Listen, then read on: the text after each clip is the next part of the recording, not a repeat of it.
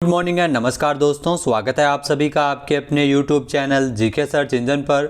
आज है 5 जनवरी 2023 और 5 जनवरी से रिलेटेड राजस्थान करंट अफेयर्स के जितने भी इंपॉर्टेंट क्वेश्चन हैं सभी हम इस वीडियो में डिस्कस करने वाले हैं।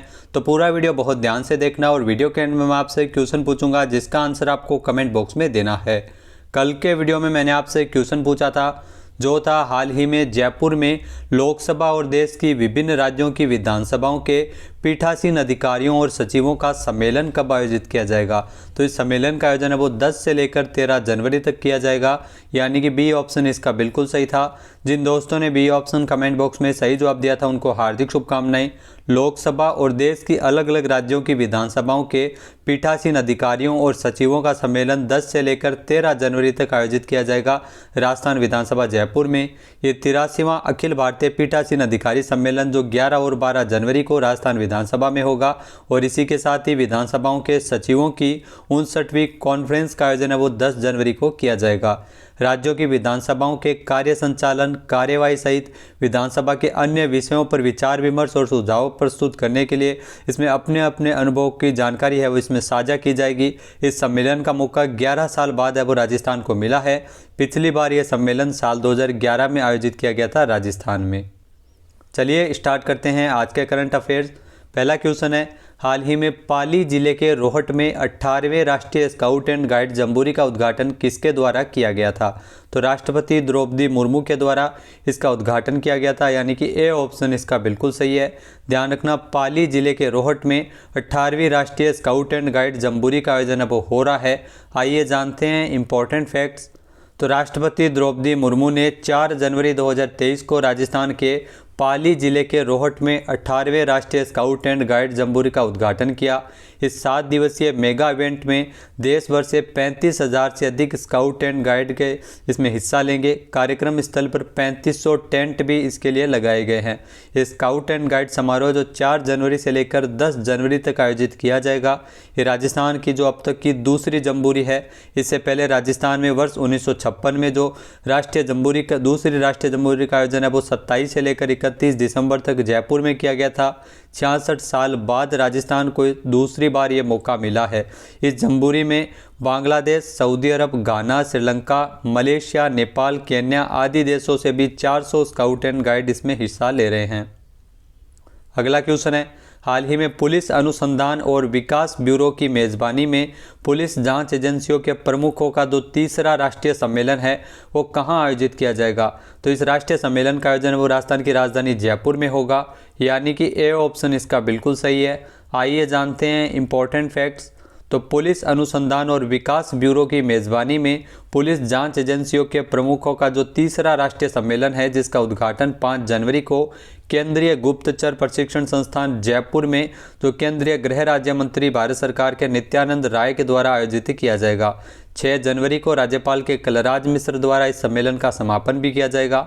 सम्मेलन का जो मुख्य उद्देश्य है वो जांच के प्रमुख मुद्दों पर जोर देना है और इसमें नवीनतम कानूनों, निर्णयों और जांच अभियोजन तथा उनके निहितार्थ, आपराधिक कानून में विभिन्न संशोधन, फोरेंसिक विज्ञान में नवीनतम तकनीक को अपनाना और विभिन्न प्रकार के जो सर्वोत्तम प्रथाओं को साझा करने के उद्देश्य से इसको आयोजित है वो किया जा रहा है।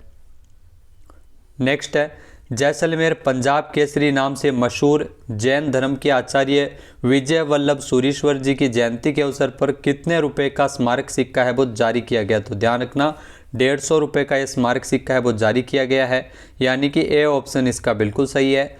जैसलमेर पंजाब केसरी नाम से मशहूर जैन धर्म के आचार्य विजय वल्लभ सूरीश्वर जी की जयंती के अवसर पर इस स्मारक सिक्के को लॉन्च किया है। आइए जानते हैं इंपॉर्टेंट फैक्ट्स। तो जैसलमेर पंजाब केसरी के नाम से मशहूर है जैन धर्म के आचार्य विजय वल्लभ सूरीश्वर जी की 150वीं जयंती के अवसर पर भारत सरकार की कोलकाता टकसाल ने 150 रुपये का स्मारक सिक्का है वो जारी किया है। स्थानीय सिक्कों के संग्रहकर्ता हुक्म सिंह तंवर के अनुसार इस सिक्के का वजन 35 ग्राम है, जिसमें 50% चांदी है जो एक बहुत ही आकर्षक लकड़ी के बक्से में इसे पैक किया गया है। ये सिक्का कभी चलन में नहीं आएगा, ये केवल सिक्का संग्रहकर्ता ही इसे अपने संग्रह धरोहर के रूप में सुरक्षित रख सकते हैं। नेक्स्ट है, राजस्थान बेघर उत्थान एवं पुनर्वास नीति 2022 के क्रियान्वयन के संबंध में टास्क फोर्स समिति की प्रथम बैठक कब आयोजित की गई थी? तो इसकी जो प्रथम बैठक है वो 3 जनवरी 2023 को आयोजित हुई थी, यानी कि बी ऑप्शन इसका बिल्कुल सही है। आइए जानते हैं इम्पोर्टेंट फैक्ट्स। तो राजस्थान बेघर उत्थान एवं पुनर्वास नीति 2022 के लागू होने के पश्चात इस नीति के क्रियान्वयन के संबंध में टास्क फोर्स समिति की जो पहली बैठक है वो 3 जनवरी 2023 को शासन सचिवालय समिति कक्ष में प्रथम बैठक है वो आयोजित की गई थी। जहाँ टीकाराम जूली की अध्यक्षता में आयोजित इस बैठक में जो हितधारकों द्वारा आगामी 2 माह में बेघर व्यक्तियों का सर्वे पूर्ण करवाए जाने पर सहमति भी व्यक्त की गई है। इसके अलावा आपको बता दें कि जो सामाजिक न्याय एवं अधिकारिता मंत्री टीकाराम जूली के अध्यक्षता में ये बैठक आयोजित की गई थी। राजस्थान बेघर उत्थान एवं पुनर्वास नीति 2022 के अंतर्गत 50 वर्ग फीट प्रति व्यक्ति की न्यूनतम जगह के साथ छत उपलब्ध करवाने और विशेष श्रेणी के लोगों को समुचित निजता एवं सुरक्षा उपलब्ध करवाने के संबंध में इसमें प्रावधान किए गए हैं। तो बेघर का उत्थान किया जाएगा। राजस्थान में बेघर उत्थान एवं पुनर्वास नीति जो राजस्थान सरकार द्वारा लाई गई है। नेक्स्ट है, हाल ही में दिल्ली में 5 से लेकर 7 जनवरी को आयोजित होने वाले जो अखिल भारतीय सिविल सेवा तैराकी प्रतियोगिता में राजस्थान टीम का कप्तान किसे बनाया गया है? तो राजस्थान की टीम का कप्तान बनाया गया रणवीर सिंह राणावत को, यानी कि सी ऑप्शन इसका बिल्कुल सही है। 5 जनवरी से लेकर 7 जनवरी तक अखिल भारतीय सिविल सेवा तैराकी प्रतियोगिता का आयोजन किया जाएगा, जिसमें रणवीर सिंह राणावत है जो राजस्थान की टीम के कप्तान होंगे। आइए जानते हैं इम्पोर्टेंट फैक्ट्स। तो राजस्थान तैराकी संघ सचिव चंद्रगुप्त सिंह चौहान ने बताया कि रणवीर सिंह राणावत को दिल्ली में 5 से लेकर 7 जनवरी को आयोजित होने वाली अखिल भारतीय सिविल सेवा तैराकी प्रतियोगिता में राजस्थान राज्य की 20 सदस्यीय दल का कप्तान नियुक्त किया है। राणावत स्वयं 200 मीटर ब्रेस्ट स्ट्रोक प्रतियोगिता में प्रतिभागी रहेंगे। इसके अलावा रणवीर सिंह राणावत जो राष्ट्रीय एथलीट एवं तैराक है जो भारत का अंतर्राष्ट्रीय स्तर पर जापान, फिलीपींस, वियतनाम में भी प्रतिनिधित्व कर चुके हैं। नेक्स्ट है, हाल ही में किसकी अध्यक्षता में राजस्थान प्रतिकारात्मक वनारोपण निधि प्रबंधन और योजना प्राधिकरण कैंपा की कार्यकारी समिति की बैठक आयोजित की गई थी? तो इस बैठक की अध्यक्षता की थी DN पांडे के द्वारा, यानी कि ए ऑप्शन इसका बिल्कुल सही है। आइए जानते हैं इम्पोर्टेंट फैक्ट्स। तो वन विभाग के जो प्रधान मुख्य वन संरक्षण हाफ श्री DN पांडे की अध्यक्षता में 3 जनवरी 2023 को जयपुर में स्थित अरण्य भवन के कॉन्फ्रेंस हॉल में जो राजस्थान प्रतिकारात्मक वनारोपण निधि प्रबंधन और योजना प्राधिकरण कैंपा की कार्यकारी समिति की बैठक का आयोजन है वो 3 जनवरी को किया गया था। कैंपा के 2023-24 की प्रस्तावित कार्य योजना जिसमें 298 करोड़ रुपए की राशि पर चर्चा भी इसमें की गई थी। वन्य भूमि को बढ़ावा देने के लिए प्राकृतिक पुनरुत्पादन को बढ़ावा देने पर इसमें कार्य है वो किया जाएगा।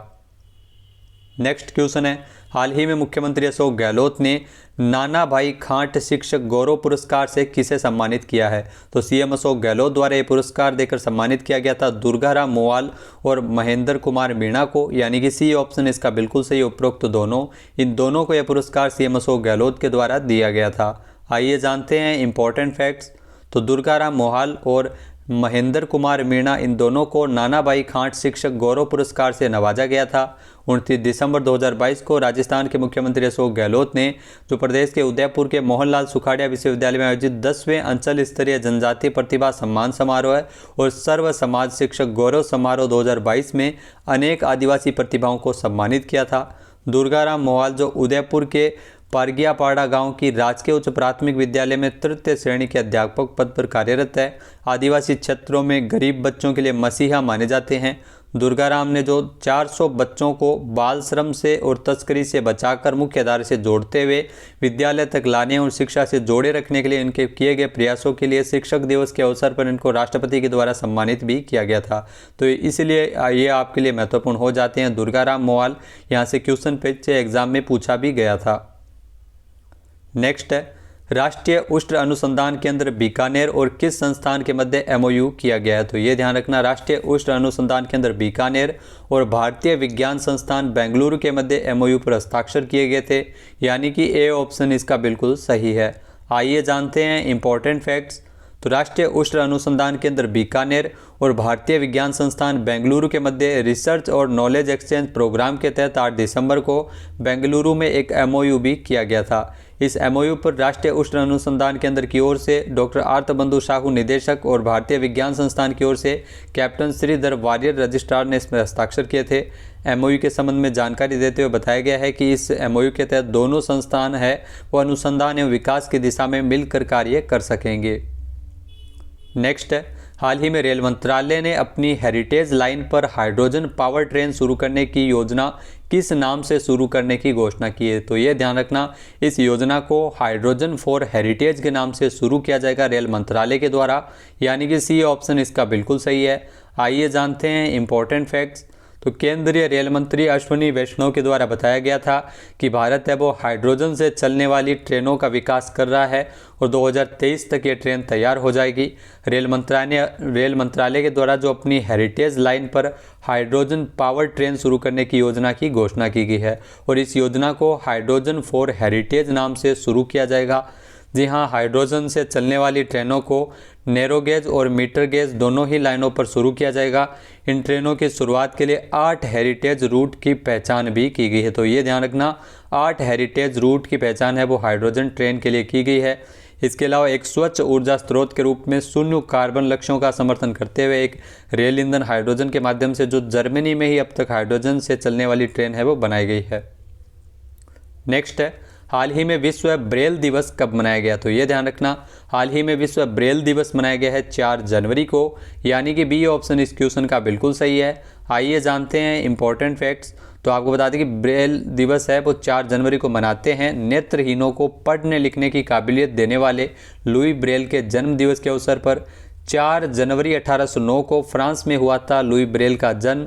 बचपन में ही हादसे के दौरान इनकी आंखें चली गई थी और 16 साल की उम्र में लुई ने ब्रेल लिपि का आविष्कार किया था, तो बहुत बड़ी बात है।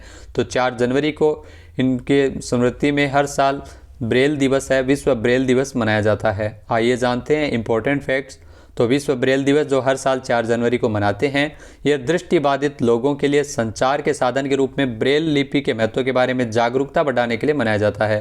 फ्रांसीसी शिक्षक लुई ब्रेल की जयंती के रूप में मनाया जाता है, जिन्होंने 1809 में ब्रेल भाषा का आविष्कार किया था। इसके अलावा ब्रेल कोड जो लिखित भाषा का स्वरूप है, जो दृष्टिबाधित लोगों के लिए जो उभरे हुए बिंदुओं का प्रयोग है वो ब्रेल लिपि के माध्यम से किया जाता है ताकि वो पहचान सके। अब बात कर लेते हैं आज के हमारे क्विज की। तो आज का हमारा क्विज है, हाल ही में किस जिले के स्वतंत्रता सेनानी हनुमान सिंह बुडानिया को मरणोपरांत साल 2023 का स्वामी गोपाल दास पुरस्कार प्रदान किया जाएगा। तो ये महत्वपूर्ण क्वेश्चन है, आपको आंसर इसका कमेंट बॉक्स में देना है। किस जिले के स्वतंत्रता सेनानी हनुमान सिंह बुडानिया को मरणोपरांत साल 2023 के लिए स्वामी गोपाल दास पुरस्कार प्रदान किया जाएगा। सही आंसर आपको कमेंट बॉक्स में देना है। चैनल पे नए हैं, सब्सक्राइब नहीं किया है तो अभी सब्सक्राइब बटन पर क्लिक करें। वीडियो आपको अच्छा लगे तो लाइक और शेयर करना बिल्कुल न भूलिएगा। PDF फाइल आप वीडियो के डिस्क्रिप्शन बॉक्स से डाउनलोड कर सकते हैं और इस क्वेश्चन का आंसर आप वोट करके भी कर सकते हैं। जय हिंद, जय भारत, जय राजस्थान।